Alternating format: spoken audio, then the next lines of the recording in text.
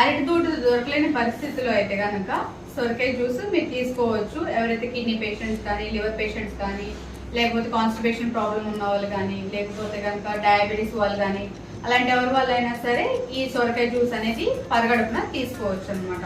ఇది వచ్చేసరికి 150 ml వరకు తీసుకోవచ్చు, లేదా 100 ml వరకైనా తీసుకోవచ్చు. సికేడీ పేషెంట్స్ ఎవరైనా సరే, ఇంకా నార్మల్ పేషెంట్స్ అయితే కనుక, లేదా నార్మల్ పీపుల్ అయితే కనుక వెయిట్ లాస్ అవుదాం అనుకున్న వాళ్ళు, లేకపోతే కాన్స్టిపేషన్ ప్రాబ్లం ఉన్న వాళ్ళు, ఇలాంటి వాళ్ళు అయితే కనుక 200 ml వరకు తాగవచ్చు. దీన్ని చేసుకునే విధానాన్ని కూడా మనం తెలుసుకుందాము. ముందుగా మనం తీసుకున్న సొరకాయ ఏదైతే ఉందో మనకి 250 grams వరకు కావాలి కాబట్టి దీని క్వాంటిటీ ఎంత ఉన్నది కూడా మనం కొలుచుకొని దాని ప్రకారం కోసుకుంటూ వెళ్ళిపోవాలన్నమాట. ఇది ఉంది, ఇది 250 grams వరకు మీకు వస్తుంది అనమాట. ఈ సొరకాయని ఇలా కోసుకున్న తర్వాత దీన్ని చిన్న చిన్న పీసెస్ కింద కట్ చేసుకోవాలి. ఇట్లా చిన్న చిన్న పీసెస్ కింద కట్ చేసుకున్న తర్వాత దీన్ని జ్యూస్ కింద ఎలా చేసుకోవాలనేది కూడా చెప్తాను. తొక్కతోనే కట్ చేసుకోండి, తొక్క కంపల్సరీ ఉండాలి.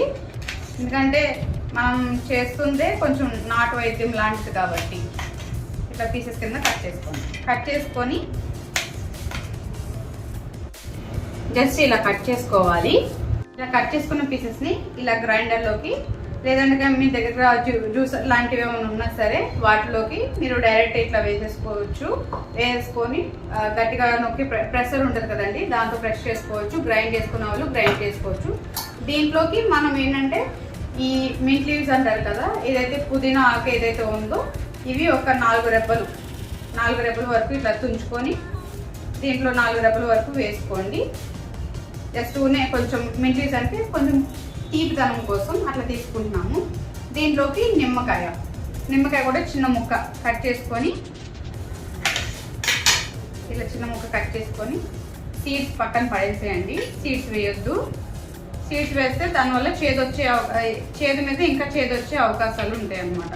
ఇంకోటి వచ్చేసరికి ముక్క రుచి చూసి వేసుకోండి. ఒకవేళ ఇది చేదుగా ఉందంటే మాత్రం తినకండి.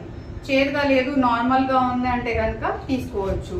ఎందుకంటే చేదుకున్న ముక్క ఎప్పుడైనా సరే డయేరియా కానీ, వామిటింగ్స్ కానీ ఇట్లాంటివి వచ్చే ఛాన్సెస్ ఉన్నాయి కాబట్టి చేదు సొరకాయ అనేది తీసుకోకండి. ఇలా నిమ్మకాయ అనేది కొంచెంగా పిండుకోండి. ఒక బద్దగా పిండాను నేను, జస్ట్ చిన్న మిక్సీ జార్లో వేస్తాను కాబట్టి బద్దగా పిండి దీన్ని గ్రైండ్ చేసుకోవాలి. ఇప్పుడు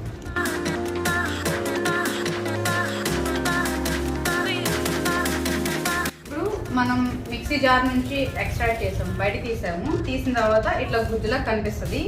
ఈ గుజ్జుని మనం 50 ml వరకు వేసుకుంటాం. ఈ గుజ్జుని 50 ml వరకు వేసుకొని ఇలా కప్లో వేసుకున్న తర్వాత ఈ 50 mlలోనే వాటర్ మనం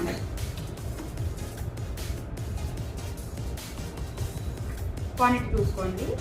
50 ml వేసుకున్న తర్వాత స్పూన్తో నీట్గా